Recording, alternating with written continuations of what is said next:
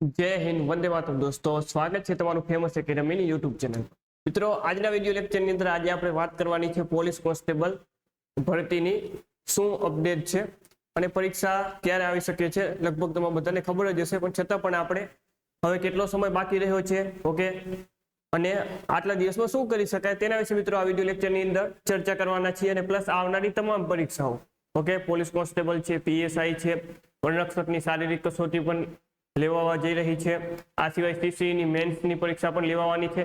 તો આ બધી મિત્રો પરીક્ષાઓની શું શું અપડેટ છે તેની આપણે ચર્ચા કરશું કયા મહિનામાં લેવાશે તે પણ મોટા ભાગનું નક્કી થઈ ચૂક્યું છે એટલે હવે મિત્રો ધીરે ધીરે જે છે તે ચોમાસું પૂરું થઈ રહ્યું છે અને હવે જે મિત્રો ધીમે ધીમે પરીક્ષાઓનો જે દોર છે મિત્રો તે ચાલુ થઈ રહ્યો છે ઓકે પરીક્ષાઓનો માહોલ મિત્રો જામી રહ્યો છે આવનારા ટૂંક સમયની અંદર 2-3 મહિનાની અંદર મિત્રો 18 પરીક્ષાઓ લેવાની છે ઓકે ઘણી બધી મિત્રો પરીક્ષાઓ જે છે તે લેવા જઈ રહી છે ચાલો મિત્રો શરૂઆત કરીએ આપણે ધીમે ધીમે દરેક ભરતીની અપડેટ મેળવીએ અને છેલ્લે મિત્રો આપણે પોલીસ કોન્સ્ટેબલમાં કેટલો સમય વધ્યો છે અને આટલા સમયમાં શું કરી શકાય તેના વિશે પણ ચર્ચા મિત્રો કરીશું ચાલો મિત્રો શરૂઆત કરીએ સૌપ્રથમ મિત્રો એક તાજી ન્યૂઝ આવી છે વનરક્ષકનું જે ગ્રાઉન્ડ છે તે ક્યાં લેવાઈ શકે છે તેની અત્યારે હાલમાં તાજી અપડેટ આવી છે તેના વિશે મિત્રો જોઈએ તો મિત્રો અપડેટ આવી છે કે ભાઈ જે ફોરેસ્ટ નું ગ્રાઉન્ડ છે તે ક્યાં લેવાશે તો જોઈએ ભાઈ વનમંત્રી મુળુભાઈ બેરાની મહત્વની જાહેરાત વનરક્ષકોની શારીરિક પરીક્ષા ચોમાસા બાદ લેવાશે એટલે કે ક્યાં લેવાશે ઓક્ટોબર-નવેમ્બર ઓકે ઓક્ટોબર-નવેમ્બરમાં વનરક્ષકની શારીરિક કસોટી યોજાશે એટલે કે એવું આપણે માની ચાલી શકીએ કે નવેમ્બર મહિનામાં હોવાની પૂરી સંભાવના છે ઓકે અને પોલીસ કોન્સ્ટેબલ નું ગ્રાઉન્ડ પણ ક્યાં લેવાનું છે નવેમ્બરમાં લેવાનું છે ઓકે તો ફાઇનલ થઈ ચૂક્યું છે એ પણ જોઈએ આગળ આપણે એટલે કે ઓક્ટોબર-નવેમ્બરમાં લેવાઈ શકે છે ઓક્ટોબરમાં પણ લેવાઈ શકે છે એટલે કે હવે ટૂંક સમયની અંદર જ આ 9મા મહિનાની 11 તારીખ તો થઈ ચૂકી છે સપ્ટેમ્બર અને ડાયરેક્ટ ઓક્ટોબર એટલે કે હવે ફક્ત 1 મહિના જેવો ટાઈમ વધ્યો છે તો મિત્રો આ વાત થઈ ગઈ વનરક્ષકની ત્યારબાદ મિત્રો આગળ મિત્રો સીસી ની વાત કરીએ તો સીસી ની મેન્સ પણ ઓકે એ પણ મિત્રો વાત કરીએ તો ઓક્ટોબર મહિનામાં આવી શકે છે એટલે કે એમાં પણ હવે ખૂબ જ મિત્રો જે છે તે ટૂંક સમય વધ્યો છે હવે મિત્રો આપણે વાત કરવાની છે ઓકે પોલીસ ભરતી વિશે મિત્રો વાત કરીએ પોલીસ ભરતી તો કે ભાઈ પોલીસ ભરતીને લઈને બોર્ડના ચેરમેન હસમુખભાઈ પટેલની મહત્વની જાહેરાત ઓકે આ કાલ મહત્વની જાહેરાત કરવામાં આવી છે ભાઈ એલઆરડી પીએસઆઈ ની શારીરિક કસોટી નવેમ્બર મહિનામાં લેવાશે ઓકે આ ફિક્સ થઈ ચૂક્યું છે મિત્રો ફાઇનલ જે છે તે સિક્કો લાગી ચૂક્યો છે કે ભાઈ નવેમ્બર મહિનામાં યોજાશે શારીરિક કસોટી નવેમ્બર મહિનામાં યોજાશે ત્યારબાદ લેખિત પરીક્ષા ક્યારે યોજવાની છે તો એ પણ ફિક્સ થઈ ચૂક્યું છે મિત્રો પૂરેપૂરો જેને કહેવાય કે સિક્કો લાગી ચૂક્યો છે તો પીએસઆઈ માટે લેખિત પરીક્ષા ડિસેમ્બર મહિનામાં લેવાશે તો તમે મિત્રો જોઈ શકો છો ડાયરેક્ટ નવેમ્બરમાં શારીરિક કસોટી અને ફક્ત 1 મહિનાની અંદર જ પીએસઆઈ ની પરીક્ષા લઈ લેવામાં આવશે કોન્સ્ટેબલ ની પરીક્ષા ક્યારે લેવામાં આવશે તો કે ભાઈ ત્યારબાદ એલઆરડી એટલે કે કોન્સ્ટેબલ ની પરીક્ષા ક્યારે લેવામાં આવશે તો કે ભાઈ જે છે તે જાન્યુઆરી મહિનામાં લેવામાં આવશે ઓકે કોન્સ્ટેબલ ની પરીક્ષા ક્યારે લેવામાં આવશે જાન્યુઆરીમાં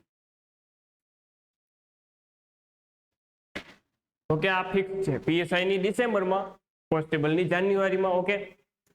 અને વાત કરી મિત્રો તેમાં ફોર્મ કેટલા ભરવાના છે તો કે ભાઈ એલઆરડી માં કેટલા ફોર્મ ભરવાના છે 11 લાખ ઓકે 11 લાખ કરતા પણ વધારે ફોર્મ ભરવાના છે અને એવી રીતે મિત્રો વાત કરીએ પીએસઆઈ ની અંદર પીએસઆઈ ભરતીમાં પણ 5 લાખ જેટલા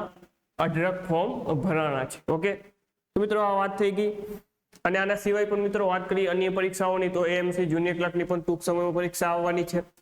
ત્યારબાદ મિત્રો વાત કરીએ તો કંડક્ટરની પણ પરીક્ષા ઓકે ટૂંક સમયમાં આવી શકે છે ત્યારબાદ હાઈકોર્ટ પટ્ટાવાળા અને હાઈકોર્ટ બેલીફની પણ પરીક્ષા ગમે ત્યારે આવી શકે છે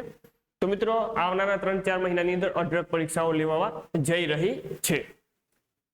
હવે મિત્રો વાત કરીએ પોલીસ કોન્સ્ટેબલની આપણે મેન જે ચર્ચા કરવાની છે તે છે મિત્રો પોલીસ કોન્સ્ટેબલની તો મિત્રો આમાં વાત જોવા જઈએ તો કે ભાઈ જાન્યુઆરી મહિનામાં જે છે તે પરીક્ષા લેવાની છે તે ફાઇનલ થઈ ચૂક્યું છે